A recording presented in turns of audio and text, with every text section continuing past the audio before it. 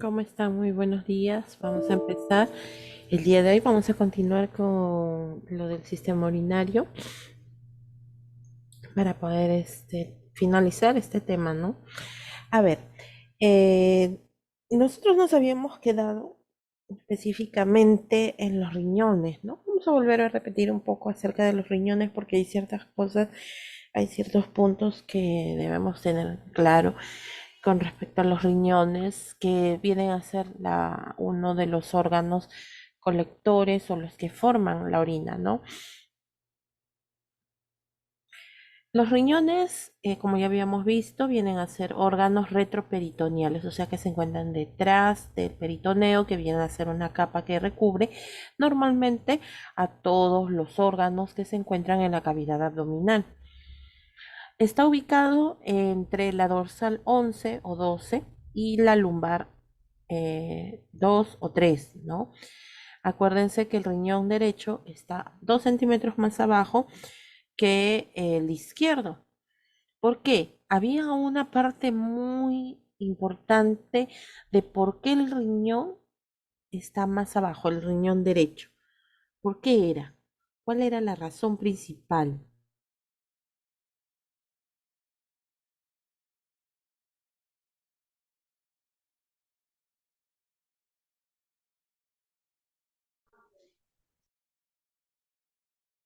¿Qué otro órgano está El desplazando? hígado, profesora. El hígado, muy bien. Entonces, por eso es que el riñón derecho está un poco más abajo que el izquierdo, ¿no? El riñón tiene una forma, como da la apariencia de un frijol, ¿ya? El tamaño es de 12 centímetros por 6 por 3. ¿Qué quiere decir eso? 12 centímetros de largo, 6 centímetros de ancho y 3 centímetros de grosor, de espesor, ¿ya? Así viene a ser el riñón. O sea, no es muy grande tampoco. Si nosotros vemos, por ejemplo, en nuestra regla o nuestro centímetro, 12 centímetros no es muy grande, es pequeñito nada más, ¿no? El peso va a variar. Puede ser por el género, mujeres, varones, y también varía por si es el izquierdo o es el derecho, ¿no? Debido a que el derecho está un poco desplazado por el hígado, entonces va a pesar un poco menos, unos 10 gramos menos, ¿no? Eh, el peso viene a ser algo aproximado. El peso en el izquierdo, en el riñón izquierdo, es de 150 gramos, nada más, y 140 gramos en el derecho. Tiene un color rojo vinoso, como el que se aprecia en la imagen.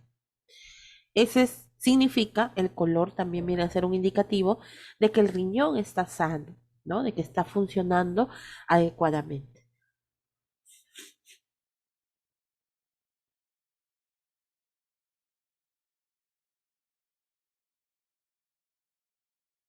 Vamos a ver la morfología externa, o sea, cómo se ve por fuera, ¿no?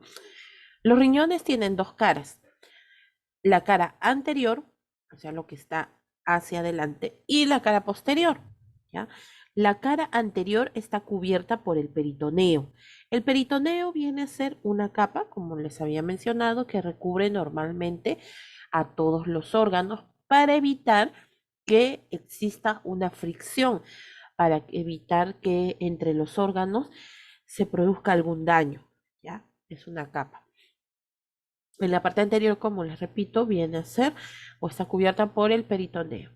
En la parte posterior está cubierta de grasa. Y eso también lo podemos ver, por ejemplo, en los animales, cuando a veces compran las menudencias o compran los animalitos, las vísceras, se ve que la mayoría de órganos está cubierto por una capa de grasa.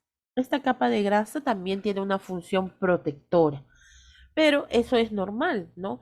Pero no en exceso tampoco. Si se dan cuenta, la parte anterior esconde lo que son la entrada de la arteria y de la vena, ¿ya? Y también por donde salen los uréteres. En cambio, en la parte posterior sí se puede ver la entrada que tienen estos conductos, ¿no? Hacia el riñón.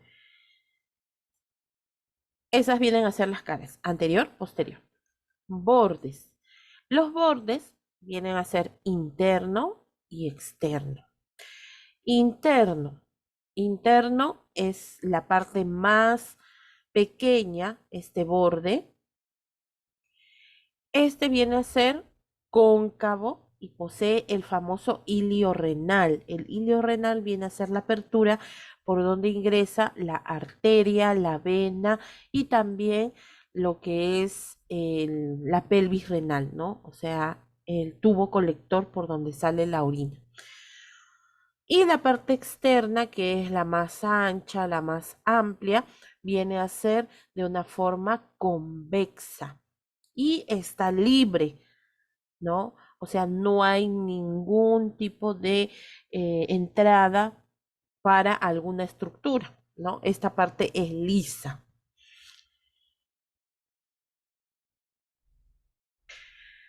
Los polos.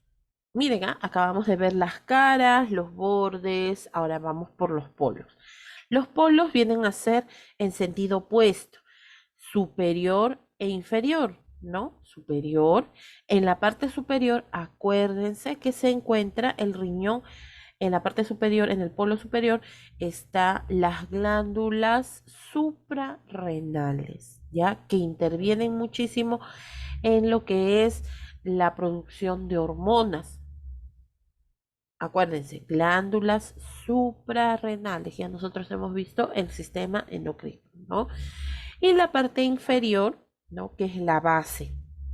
Entonces, esos son los polos. Capas o envolturas del riñón, desde la parte interna a la parte externa. Vamos a ver, ¿cuáles son las capas o envolturas del riñón? Tenemos la cápsula renal, ya que es la capa directa que está relacionada directamente con el riñón, ¿ya? Este es el nombre del riñón en inglés, por si acaso, kidney, ¿no? Tenemos la cápsula renal, después tenemos una capa que es capa adiposa o una pequeña capa de grasa, que ya les había mencionado anteriormente, que sirve como protección. A veces, de repente, por algún movimiento brusco, por algún accidente, para evitar que se dañen los órganos, entonces tiene esta capa adiposa, ¿ya? La cápsula adiposa. Y tenemos por fuera, por encima de la cápsula adiposa, una fascia renal, ¿ya? La fascia renal. La fascia viene a ser también una capa que protege, que mantiene en su sitio los órganos, ¿no? La fascia renal encapsula no solamente el riñón, sino que también encapsula lo que es la glándula suprarrenal, ¿ya? Listo, muy bien.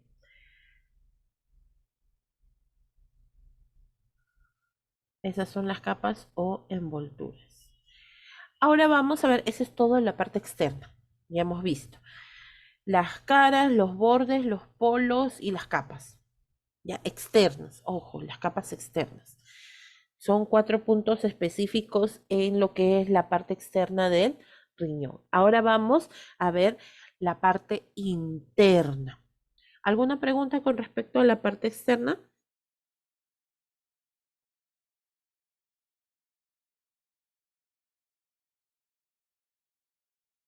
No, Miss. Ok, muy bien. Vamos entonces. Seguimos.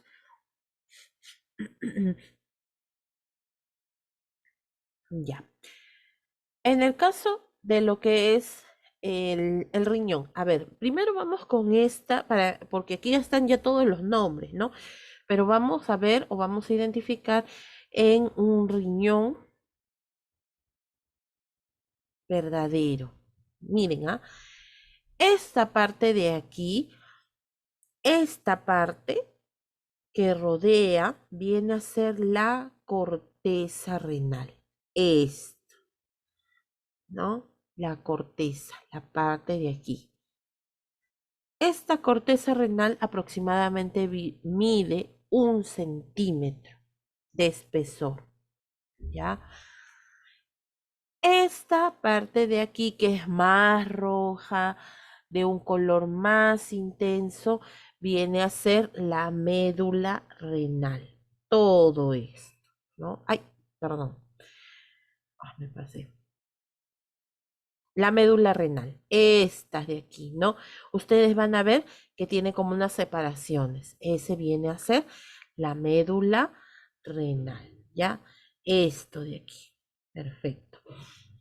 Y aquí se encuentra después la unión de todas estas divisiones, viene a ser la pelvis renal, pero aquí no se encuentra completa, ¿no? Aquí solamente vamos a encontrar lo que es la corteza renal y la médula renal, ¿ya? Entonces, empecemos. Primero, vamos de afuera hacia adentro, desde la parte externa a la parte interna. La corteza renal es delgada y granulosa, ¿no? Está conformado por los corpúsculos de Malpighi y los tubos contorneados del nefrón. Bueno, eso ya lo vamos a ver o lo vamos a explicar mucho más detallado más adelante. Pero lo que sí no está aquí en la diapositiva, pero acuérdense, es la que mide aproximadamente 1 centímetro de espesor, ¿ya? Ese viene a ser la corteza renal. ¿Y ustedes cómo se pueden acordar? Corteza, acuérdense de un árbol. La parte externa o la parte que está más hacia afuera viene a ser la corteza, ¿no? Entonces así, corteza renal. Ahora, vamos a la médula renal. La médula renal viene a ser la más compleja porque ahí es donde empieza a producirse lo que es la orina. La médula renal está conformada por las pirámides de Malpighi. Las pirámides de Malpighi, ¿por qué adopta ese nombre? Si ustedes se dan cuenta, estas pirámides o estas formas tienen las formas de pirámides, ¿no? Y pueden variar entre 10 a 18, ¿ya? 10 a 18. Vamos a ver cuántas tiene aquí. 1, 2, 3, 4, 5, 6, 7, 8, 9, 10. Tiene 10, por ejemplo. Es normal. Esto va variando dependiendo de la edad también, ¿no? Listo. Entonces, aquí vamos a ver las pirámides. Estas son, las voy a ir encerrando. Las pirámides de Malpighi.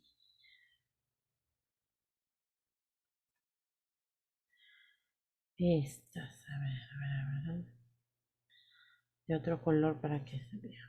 Ya. Estas son las pirámides, ¿no? Estas. Estas son las pirámides. ¿Ya? Estas son las pirámides, pirámides, pirámides, pirámides. Así, ¿no? Esas vienen a ser las pirámides de Malpighi. La papila renal. ¿Cuál viene a ser aquí la papila renal? La papila renal viene a ser esta de aquí. Vamos a ponerla de otro color. A ver. De un color amarillo. Estas vienen a ser las papilas renales. Esta. Ay.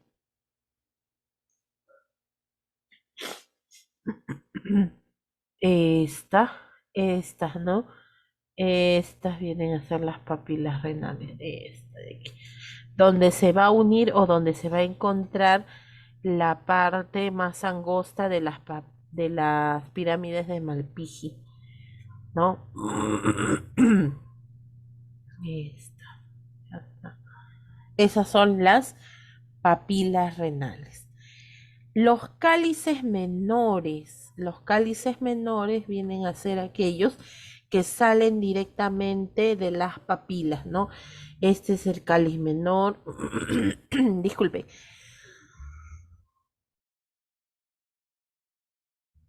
El cáliz menor, este viene a ser cáliz menor. Ya vienen a ser, ya empiezan a formar, ¿no? Los túbulos. Ujú. Vamos a ver.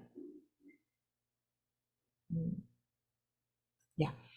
Este es cáliz menor, cáliz menor, cáliz menor. Directamente los cálices empiezan a o inician después de las papilas, ¿no? De aquí. Cálices. Hay la misma cantidad de cálices menores que pirámides de Malpighi, ¿no? Y los mayores vienen a ser ya las uniones de los cálices menores. Por ejemplo, aquí tenemos 1, 2 y 3. Aquí hay 3 cálices mayores. ¿Ya? Miren, y esta, por ejemplo, la primera viene a ser la unión de 1, 2, 3, 4 cálices menores, ¿no? La segunda viene a ser la unión de 1, 2, 3 cálices y la otra viene a ser de 1, 2, 3 también cálices. ¿Ya? Listo. Entonces, esa viene a ser el cáliz mayor. Y la pelvis renal, que es ya, ahora sí, lo que sale del riñón.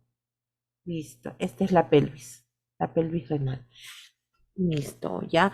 Entonces, son 3 partes principales del riñón: corteza, médula y pelvis. Corteza, la parte más externa.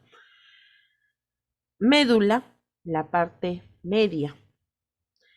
Está formado por las pirámides de Malpighi, las papilas, los cálices menores, los cálices mayores. Y toda la unión de los cálices mayores desembocan en la pelvis renal. Muy bien. ¿Alguna pregunta?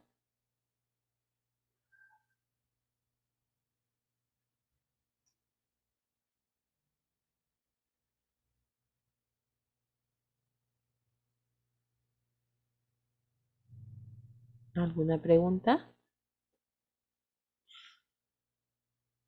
No, Miss. Listo, muy bien. Entonces, ahí está. Es cuestión de reconocerlas nada más, ¿no? Miren, esta es la corteza. Todo esto más rojo viene a ser la médula renal. Hay que especificar, no solamente poner médula, porque si no yo puedo pensar que es la médula espinal, ¿no? Entonces, completo: corteza renal, médula renal. La médula renal está formada por las pirámides de Malpighi, que varían entre 10 y 18. Después, las papilas, que vienen a ser el inicio de los cálices menores. Los cálices menores varían también entre 8 y 18. Cálices mayores, que son solamente 2 o 3. Y tenemos una parte en donde también deben haber visto en el dibujo las columnas de Bertini. ¿Cuáles vienen a ser las columnas de Bertini aquí? Si ustedes se dan cuenta, si ustedes se fijan, aquí tiene al inicio de las pirámides de Malpighi, tiene como unas rayitas estriadas, ¿no? Tiene como unas columnitas. Esas son las columnas de Bertini, ¿ya? Eso es característico de las pirámides de Malpighi. Muy bien. Y la última parte del riñón, que viene a ser la pelvis renal. ¿Ya? La pelvis renal. Muy bien. Esa es la parte interna. Ahora vamos a ver el nefrón o nefronas. El nefrón viene a ser o la nefrona viene a ser la unidad anatomofisiológica del riñón, que significa la parte principal, la parte más importante del riñón. Así como en el sistema nervioso, ¿se acuerdan cuál era la más importante? La unidad anatómica del riñón era, del sistema nervioso, perdón, ¿cuál era la parte más importante? A ver si recuerdan. Del sistema nervioso, ¿cuál era la unidad anatómica?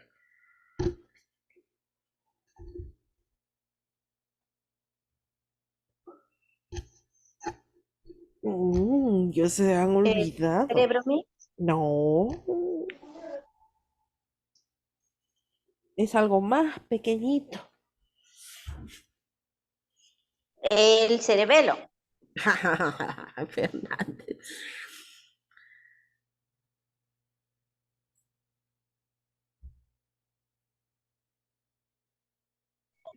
La Las neurona, Miss. neuronas, las Exacto, neuronas, la Miss. neurona, por supuesto, la neurona viene a ser la unidad anatómica del sistema nervioso.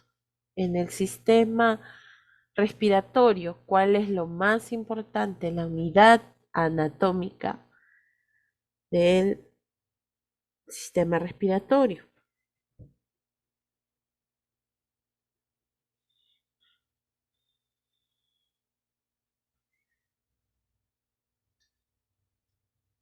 Así como me acaban de decir, la neurona en el sistema nervioso y en el sistema respiratorio, ¿cuál es?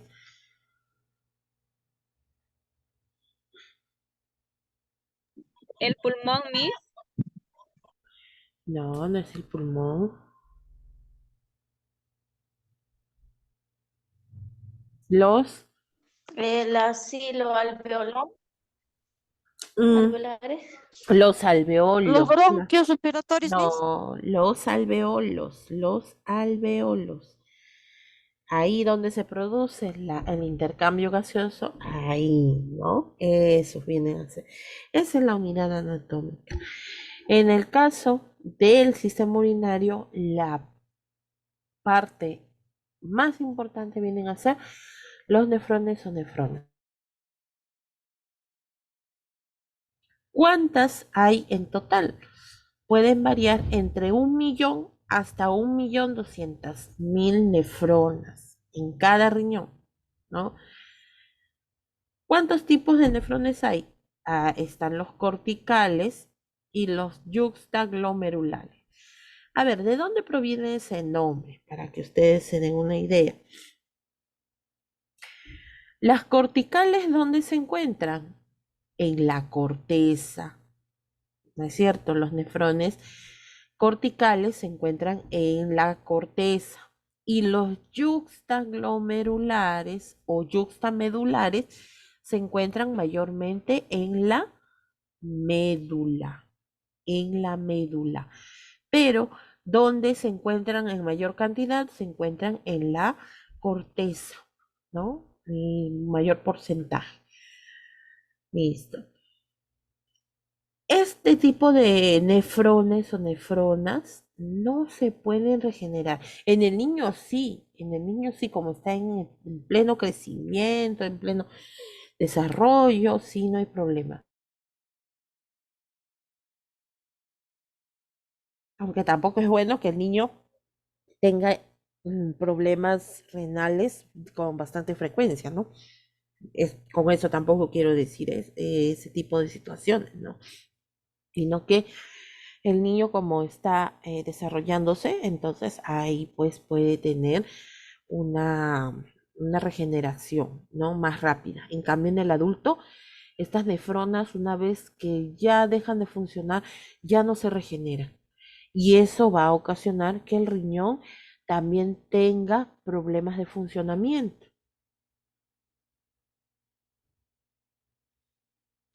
Vamos a ver las partes del nefrón y vamos a regresar nuevamente a las pirámides de Malpighi, a la corteza, para que ustedes se den cuenta. Este nefrón este nefrón está conformado por diversas partes, específicamente por 4. Una viene a ser el glomérulo, que está rodeada de la cápsula de Bowman, o sea que esto lo va a proteger, ¿ya? El glomérulo es la primera parte. El segundo viene a ser el túbulo contorneado proximal. ¿Por qué se llama proximal? Porque está cerca al glomérulo, ¿ya? Después tenemos el asa de Henle, que viene a ser en forma de U, el túbulo contorneado distal, porque está lejos del glomérulo, y esas son las 4 partes del nefrón. Fíjense aquí, vamos a verlo completo. Aquí está el glomérulo, aquí está el túbulo contorneado proximal, el asa de Henle, el túbulo contorneado distal, y ahí están las 4 partes de el nefrón. ¿Ya? Es pequeñito, es así como cuando vimos en el sistema respiratorio que el alveolo justo era también muy pequeñito y que ahí es donde se producía el intercambio gaseoso, aquí es donde se produce, es donde se inicia todo también, ¿no? Aquí es donde se limpia la sangre y recolecta todas las toxinas para ser eliminadas a través de la orina y deja la sangre limpia, ¿no? Muy bien. Entonces, acá tenemos la primera porción del nefrón, que es la porción vascular. ¿Por qué se le llama así? Porque esta porción vascular es la que está relacionada a los vasos sanguíneos, ¿no? Es aquí donde se produce ese intercambio. Y aquí se encuentra el corpúsculo de Malpighi o corpúsculo renal, ¿ya? Muy bien, aquí está lo que son los vasos sanguíneos, la arteria, ¿no? Intercambia la arteria, las venas, y aquí recolecta, separa lo bueno de lo malo. Y este glomérulo está protegido, como les mencionaba, por la cápsula de Bowman, ¿ya? Y tenemos la porción tubular. ¿Por qué tubular? Porque está conformado por tubos, por conductos, ¿no? El túbulo contorneado proximal, el asa de Henle, que tiene 2 ramas, la descendente, que es más delgada, y la ascendente, que es más gruesa, el túbulo contorneado distal. Todos estos tubos lo que hacen es conducir las sustancias tóxicas para ser llevadas al túbulo colector. Ojo, esto sí no pertenece al nefrón, como dice aquí, ¿no? ¿Ya? Muy bien, entonces por aquí pasa todas estas sustancias, el agua, ¿no? Va pasando poco a poco. Muy bien. Ujú. Esto es lo que conforma. Ahora, regreso. Fíjense acá. En la parte, ¿por qué creen ahora que los nefrones corticales son más importantes? Es que están aquí en la corteza, porque están conformadas por los corpúsculos de Malpighi, o sea, por los glomérulos, ¿no? Glomérulos.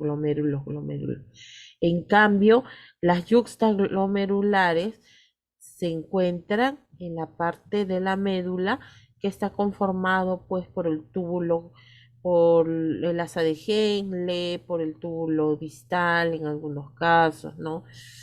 Así, eso es específicamente la nefrona.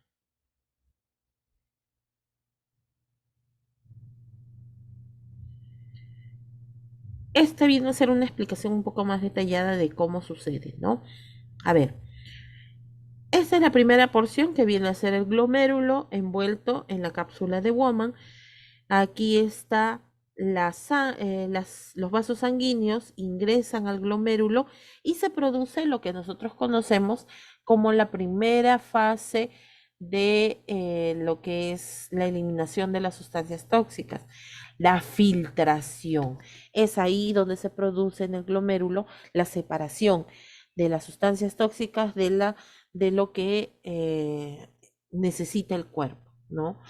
Entonces aquí, en esta primera, es el único lugar, ojo, acuérdense, es el único lugar donde se produce la filtración o separación de sustancias tóxicas, ¿ya? Es el único. Después en el resto de túbulos no se produce la filtración. Después pasa por el túbulo contorneado proximal, en donde se produce la reabsorción. ¿Qué significa? Como está cerca a los vasos sanguíneos, igual algo que se le haya pasado al glomérulo, de repente se reabsorbe. Se reabsorbe agua, se reabsorbe algún electrolito, de repente, ¿no? Después pasamos por el asa de Henle. El asa de Henle tiene la función de secreción, o sea, va a conducir todo lo que se va a eliminar. Y después tenemos el túbulo contorneado distal que se encarga de la excreción, o sea, ya lleva hacia lo que viene a ser la pelvis renal para eliminar la orina. Muy bien. Así se produce constantemente. En estos momentos, mientras nosotros estamos hablando, nuestros glomérulos están filtrando, ¿no? O sea, están quitando todas las sustancias, separando, colando nuestra sangre para eliminar las sustancias tóxicas, ¿ya? Listo, así. Esto es de manera macroscópica y esto es de manera microscópica. ¿Ya ven? Todas las sustancias negativas. Listo, las está llevando, las está separando. Ujú. Esa es la filtración. Muy bien. ¿Cómo se forma la orina? Vamos a la formación de la orina. Antes de pasar a alguna pregunta, acuérdense las partes del nefrón o nefrona. Glomérulo envuelto por la cápsula de Bowman. Tenemos el túbulo contorneado proximal, el asa de Henle y el túbulo contorneado distal. Esas son las cuatro partes, ¿ya? ¿Cuál es el único lugar donde se hace la filtración? ¿En qué parte?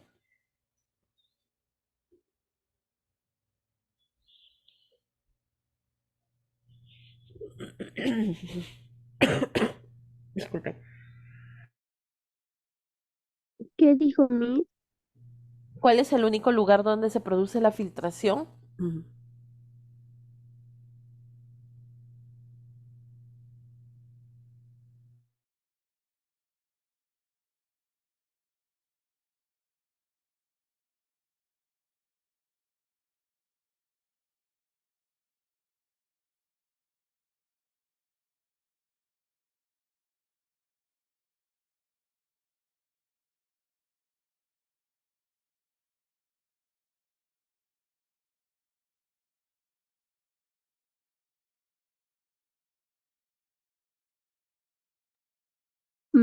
El glomérulo. El glomérulo viene a producir la filtración, es el único lugar, porque en el resto se produce la reabsorción, se produce la secreción, la excreción, ¿no? Pero el único lugar donde se filtra viene a ser el glomérulo. Muy bien. Formación de la orina. Vamos a ver, ¿cómo se forma la orina? La orina se produce por varios procesos. El primero viene a ser la filtración, que es en el glomérulo. No se filtra, o sea, no debería pasar elementos formes, como por ejemplo glóbulos rojos. No debería pasar. Tampoco debería pasar proteínas del mismo tejido sanguíneo. No, esos no deberían ir hacia la orina. No se filtran, a menos que la persona tenga algún tipo de enfermedad. ¿Ya? Ahí sí se altera la filtración. Se filtra, puede ser glucosa, aminoácidos, glucosa en mínimas cantidades, igual que los aminoácidos, también en mínimas cantidades. Se filtra urea, que es algo normal, agua y sales minerales. De eso está conformado la orina, ¿no? Eso sí se filtra, eso sí se elimina. Otro proceso por el que se forma la orina viene a ser la reabsorción. ¿Qué significa? A veces cuando se pasa ya del glomérulo, se va absorbiendo a lo largo del trayecto, por ejemplo, en el tubo contorneado proximal, se reabsorbe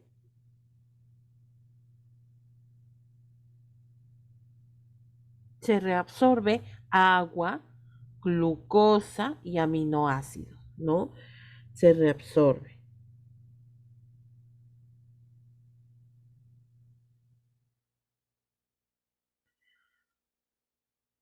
En el asa de Henle se reabsorbe más agua, también se reabsorbe sodio, potasio, cloro y urea, ¿ya? Y eso también es normal. En el tubo contorneado distal se reabsorbe agua, sodio, potasio y también se reabsorbe ácido úrico, ¿ya? La hormona aldosterona aumenta la reabsorción de sodio y por lo tanto de agua. La hormona antidiurética o vasopresina aumenta la reabsorción de agua, ¿ya? Ojo, acuérdense que su función principal de estos túbulos viene a ser reabsorber, ¿ya? Secreción, que secreta iones de amonio, creatinina, ¿no? Ácido úrico.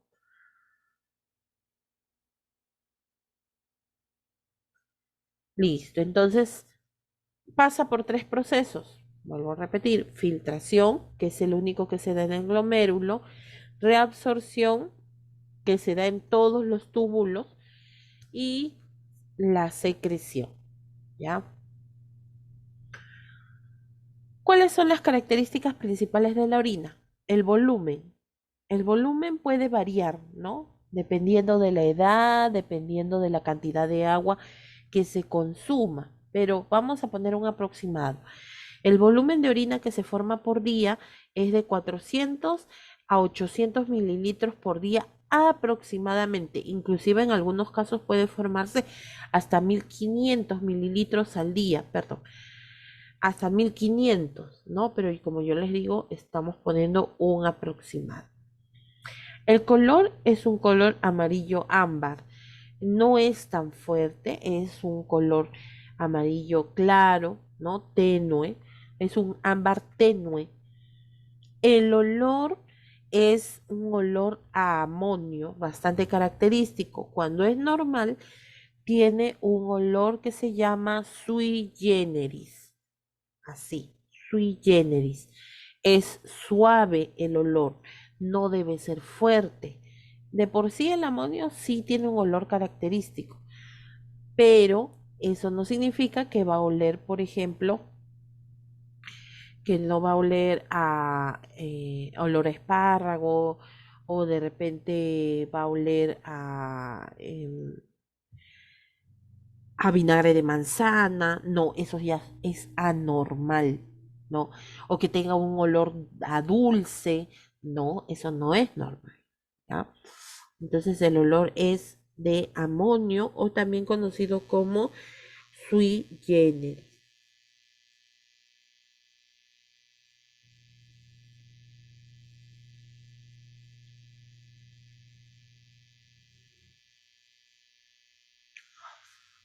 El pigmento es gracias al urocromo, ¿no? Al urocromo.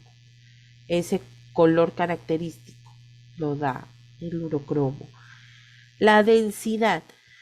La densidad viene a ser la consistencia, el espesor, la concentración de la orina, ¿no? Y ustedes dirán, ¿cómo? Si es líquido. Sí, a veces cuando la persona toma muy poca agua, la orina es más densa. Y si toma muy poca agua, eh, si toma muy poca agua, es más densa. Si toma mucha agua, es menos densa, es más suelta, ¿no? Inclusive hasta el color cambia. Esto, ¿cómo se mide? Hay un aparatito como una especie de termómetro que se llama urómetro, ¿ya? Este urómetro, por ejemplo, aquí en este vasito colector, se introduce como tipo termómetro y tiene a lo largo del cuerpo del urómetro, tiene unos números. Y esos números tienen que marcar o tienen que coincidir entre 1015 y 1025. Eso es normal para la densidad de la orina, ¿ya? Si es menos, significa que la persona ha tomado mucha agua. Y si es mayor, significa que la persona puede estar deshidratada o está consumiendo muy poca cantidad de agua y por eso está muy concentrada, ¿ya? El pH. El pH, ¿qué cosa viene a ser? Viene a ser una medida en la cual se coloca si algunas sustancias vienen a ser ácidas o alcalinas, ¿no? Es una numeración o es una medición que va desde 0 hasta 14, donde 0 hasta 6.9 significa ácido, ¿no? Y desde 7 es neutro. Y desde 7.1 hasta 14 es alcalino. En el caso de la orina, debe ser su pH entre 4.5 y 5.5. Eso quiere decir que el pH es ácido, ¿ya? Ácido. La necesidad de miccionar, cuando la persona recolecta o empieza a llegar la orina a la vejiga, la necesidad de miccionar empieza cuando ya tiene la vejiga 400 mililitros, casi medio litro, ¿no? Ahí empieza el esfínter a mandar señales de que tiene la necesidad de miccionar, ¿ya? ¿Alguna pregunta hasta aquí?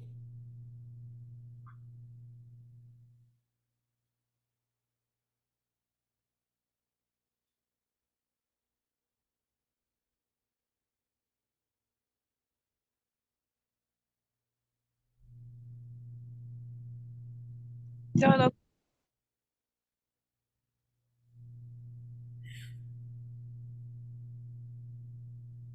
Listo.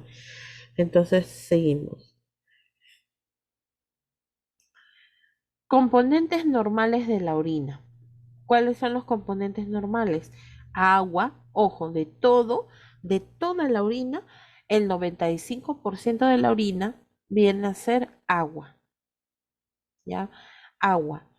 Después, el otro 5% está dividido en el resto de componentes.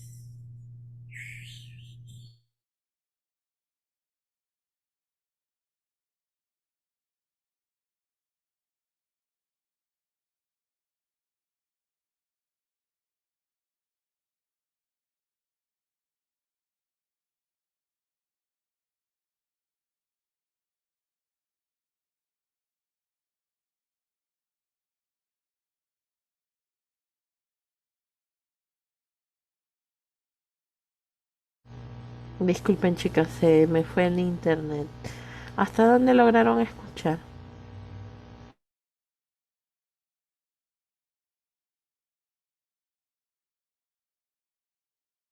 De la orina, Miss, que cuando ya está llena en la vejiga ya tenemos ganas de orinar.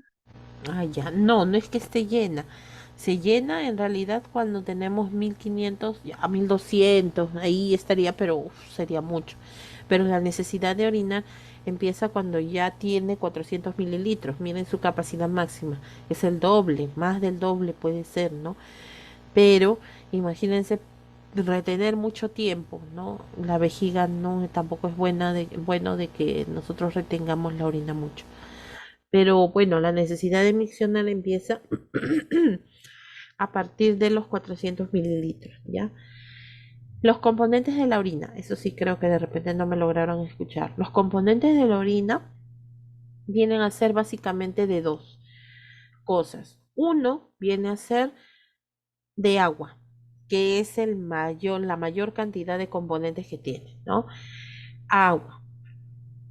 El agua ocupa un 95% de la orina y el resto del 5% vienen a ser otros componentes, como por ejemplo la urea, el amoníaco, que son sustancias nitrogenadas, acuérdense, las sustancias nitrogenadas que elimina el cuerpo, que eliminan los riñones a través de la orina, ¿no? De nuestro cuerpo para poder limpiarlo, porque si nuestros riñones no funcionaran, entonces estas sustancias se acumularían en nuestro organismo y poco a poco nos estarían envenenando.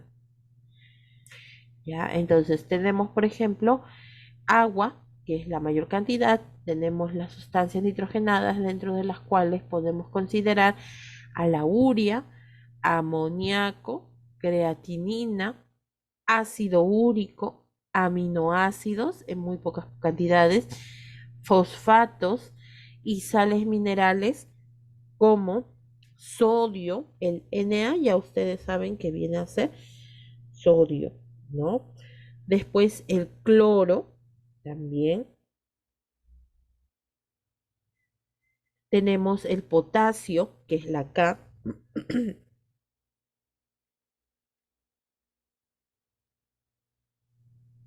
Tenemos el hidrógeno, ¿no? Y tenemos pues el bicarbonato, ¿ya? Muy bien. Listo. Entonces todo esto se elimina. Eso es lo normal. Los constituyentes anormales de la orina, o sea, lo que supuestamente no deberíamos eliminar. Por ejemplo, las proteínas. Proteínas no se eliminan a través de la orina. No, definitivamente no. Porque eso sería indicativo de algún mal funcionamiento del cuerpo, ¿ya? Tenemos lo que es la glucosa, que, bueno, normalmente lo consideraríamos como azúcar, ¿no? Pero bueno, es glucosa. Entonces, eso tampoco es normal. No es normal que se elimine a través de la orina. Después tenemos los cuerpos cetónicos, las cetonas. Tampoco es normal que se eliminen cetonas a través de la orina. La bilirrubina, que proviene del hígado, no es normal, ¿ya? Tampoco es normal que se elimine sangre. A veces ni siquiera es sangre visible, sino es sangre invisible. Y a veces se expulsa, se elimina a través de la orina, ¿no? Muy bien.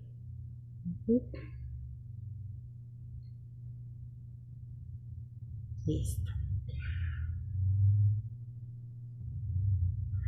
Y tenemos las vías urinarias. Las vías urinarias vienen a ser conductos principalmente musculares y tienen la función de transportar la orina hacia el exterior, ¿no?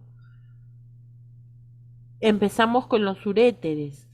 Los uréteres parten de cada pelvis renal, ¿no? Son conductos cilíndricos y delgados, muy delgados. De largo, de longitud, miden 25 a 30 centímetros de longitud, ¿no? De largo, muy bien. Pero de diámetro, o sea, de grosor, de ancho, miden desde 4 o de repente hasta 7 milímetros. Ya no son centímetros, son milímetros, menos de un centímetro. O sea, imagínense qué tan delgaditos vienen a ser los uréteres. Por eso es que cuando una persona tiene cálculos al riñón y este cálculo, que puede ser muy pequeño, por cierto, se desprende de aquí de la pelvis renal y quiere pasar por los uréteres, por eso es que va dañando, ¿no? No, los uréteres no son muy grandes, ¿no? O sea, no son muy anchos, son delgaditos nada más. ¿Dónde desembocan? En la cara posterolateral de la vejiga urinaria, ¿no? O sea, en la parte lateral de la vejiga. ¿Cuál es la función principal? Transportar la orina desde la pelvis renal hasta la vejiga gracias a los movimientos peristálticos, así como en los intestinos, así como en el sistema digestivo, se manifiestan los movimientos ondulatorios. Aquí también, ¿para qué? Para poder impulsar a la orina, ¿no? Impulsa la orina a que llegue hasta la vejiga.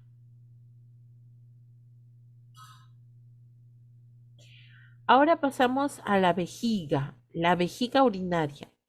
La vejiga urinaria viene a ser un órgano hueco. Es un órgano que tiene la forma de un saco, ¿no? Es de forma ovoide, no es redonda, sino es ovoide. Posee dos capacidades.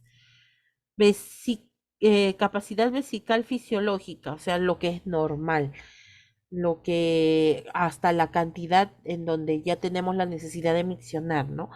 Tiene 200 a 400 mililitros, ¿ya? En cambio, la cantidad total, así que la vejiga esté completamente llena, puede tener una capacidad hasta de 800 hasta 1200 mililitros, o sea, más de un litro. Sí, pero ojo, esto no significa que nosotros vamos a dar hasta el tope a nuestra pobre vejiga, ¿no? De retener la orina, como les estaba mencionando hace un momento. ¿Cuál es la función principal de la vejiga urinaria? Almacenar y expulsar la orina, ¿no? Almacenarla por mientras se va llenando, se va llenando, se va llenando y después expulsa la orina, ¿no? En la vejiga nosotros podemos notar varias cosas importantes, ¿no?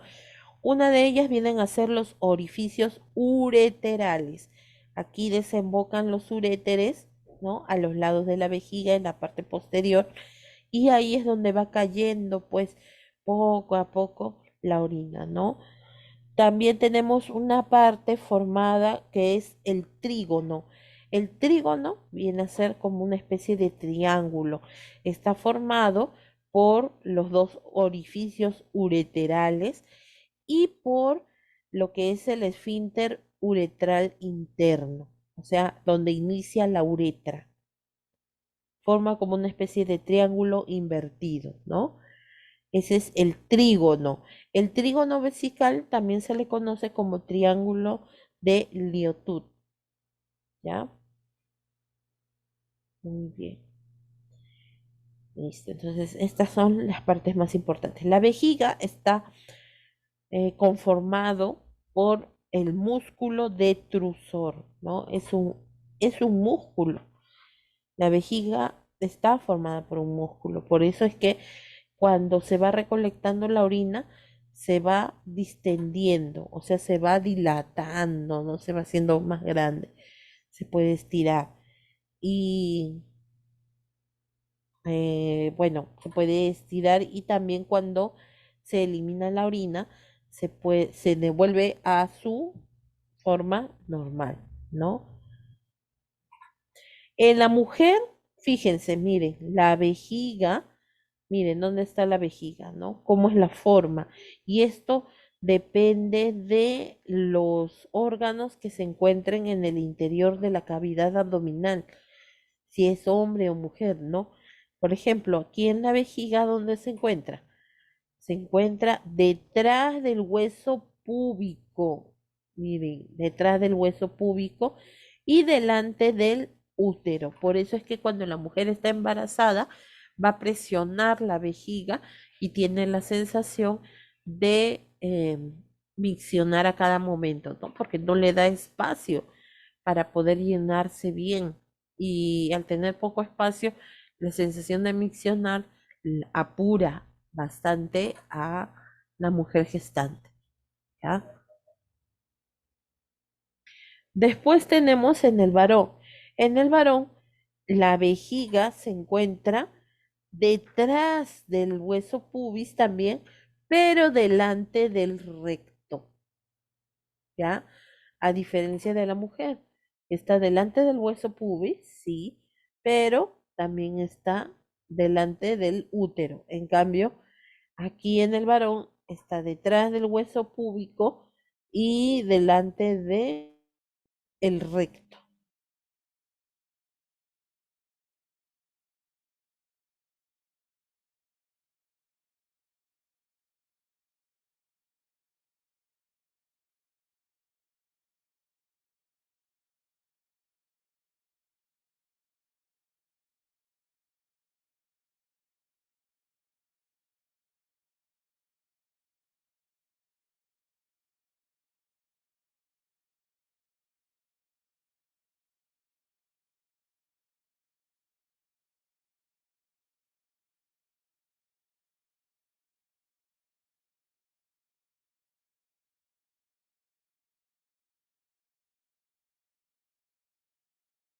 Listo. Entonces, miren, fíjense cómo es la posición de la vejiga, muy diferente, ¿no?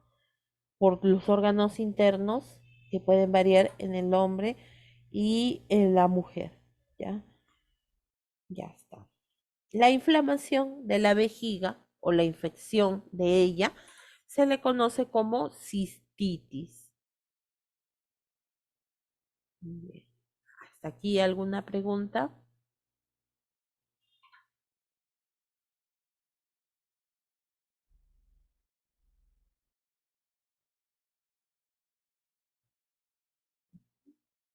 Exacto.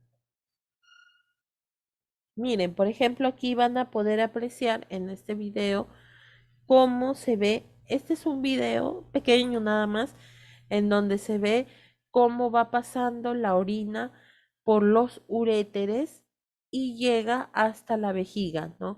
Esto se ha hecho mediante una tomografía en donde a la persona le han puesto una sustancia especial que se puede apreciar a través eh, del tomógrafo, ¿no? Miren, ahorita van a ver. Me avisan cuando se logre visualizar. ¿Ya se puede visualizar y escuchar? Sí, licenciado. Ya, miren, ¿ah? Ahí está.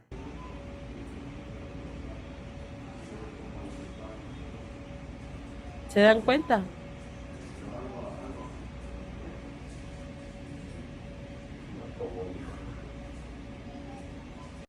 ¿Ya se dieron cuenta cómo son de delgados los uréteres? A ver, vamos a ver de nuevo.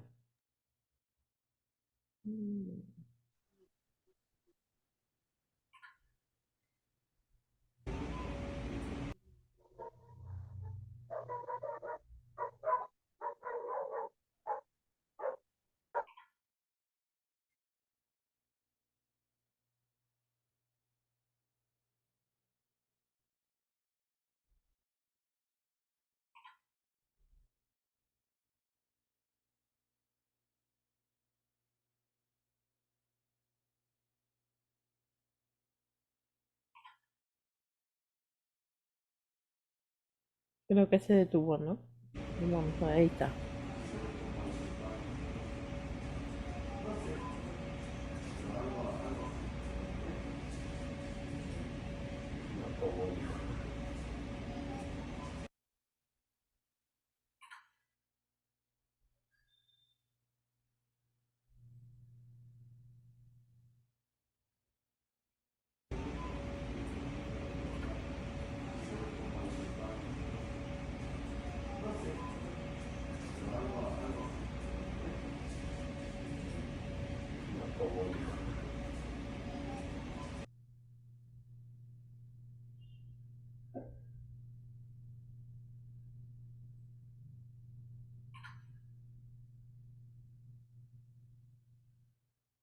Listo, ahora pasamos a lo que es la uretra.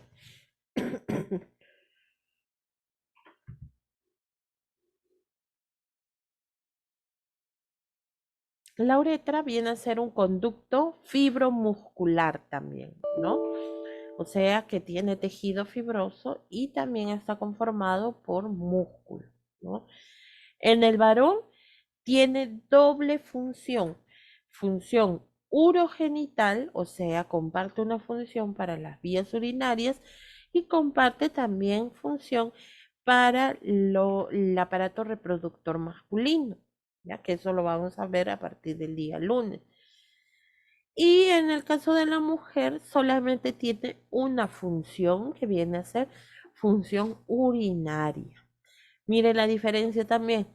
Aparte de ello, que comparte en el varón, la uretra se comparte para una función urogenital o genitourinaria, cualquiera de los dos nombres es válido, mide de 16 a 20 centímetros la uretra en el varón.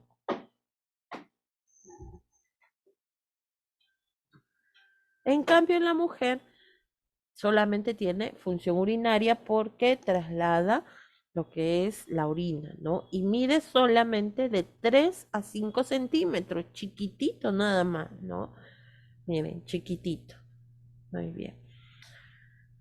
Ahora, ¿por qué la uretra masculina es más larga? Porque una vez que sale de la vejiga, tiene tres porciones. Tiene la porción prostática, ¿por qué? Porque pasa a través de la próstata. La porción membranosa, que mide de 1 a 2 centímetros, y la porción esponjosa o peniana, porque recorre por el centro del pene, ¿no? Y mide 16 centímetros, ¿ya? Miren la diferencia.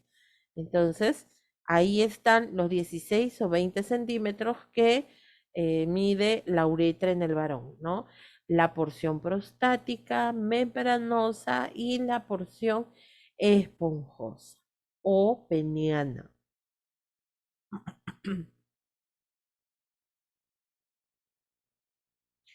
Listo. Y eso sería todo en cuanto a lo que es el sistema urinario. ¿Ya? ¿Alguna pregunta? ¿Alguna duda antes de finalizar?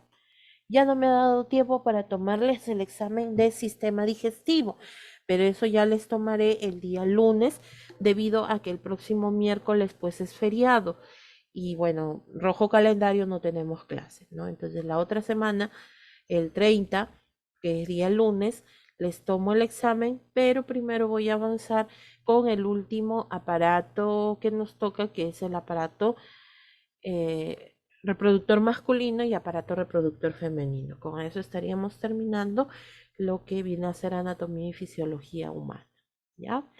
Vayan repasando, ojo por favor, vayan repasando todos los sistemas, todos los aparatos que hemos trabajado. ¿Ya? Profesora, la clase del día de hoy y de la semana pasada me mandará claro porque no está. Lo del sistema digestivo sí está, hija. De mi rato estoy revisando, no veo. A ver un ratito. Sí, sí, sí, Sí sí está, Miss. está, sí está. Ya ven cómo me difaman. ¿Cómo me dicen que no va a estar? Sí está.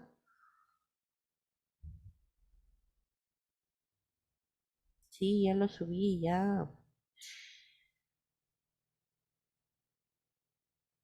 Lo que no está es lo que hemos avanzado del sistema urinario. Eso sí me falta todavía subirlo, ¿ya? Eso sí todavía no lo he subido.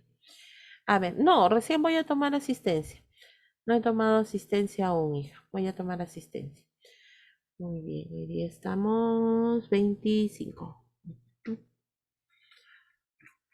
A ver, Aguilar Cayagua. Aguilar.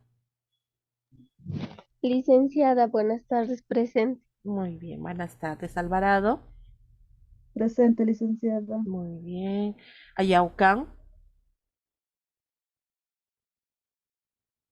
Ayaucán. Fernández Ábalos. Presente, mis buen día. Muy bien. Greta Coaquira. Greta Coaquira.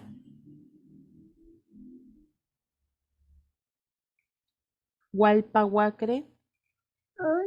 Licenciada, buenas tardes, presente. Hualpa, ya, muy bien. Buenas tardes. Guamán Medrano. Buenas tardes, profesora presente. Buenas tardes. Guamaní Arcos. Guamaní Arcos. Jaimes Asensio. Jaimes Asensio.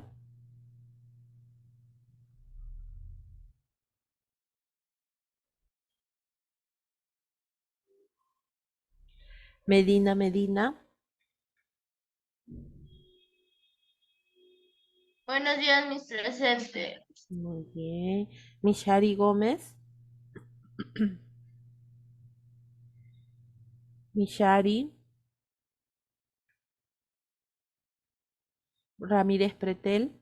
Presente, Miss. Ramírez.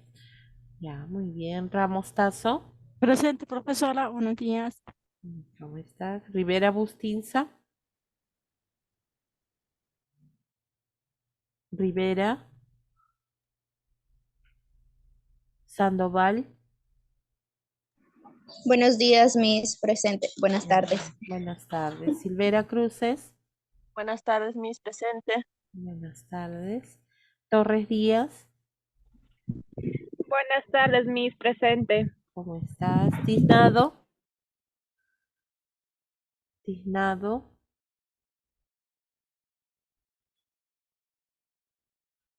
Muy bien.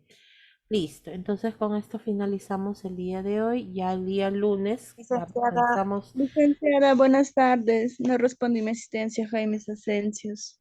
Ya, Jaimes. También. Greta Coaquira. Sí, presente, Guamaní. Miss. Buenas tardes.